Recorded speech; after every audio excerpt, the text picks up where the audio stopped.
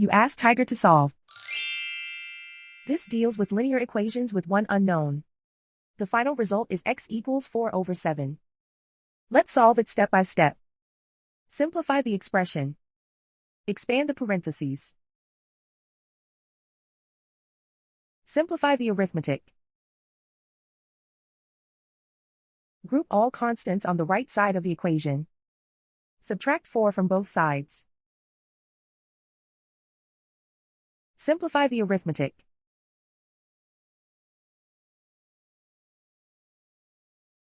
Isolate the x.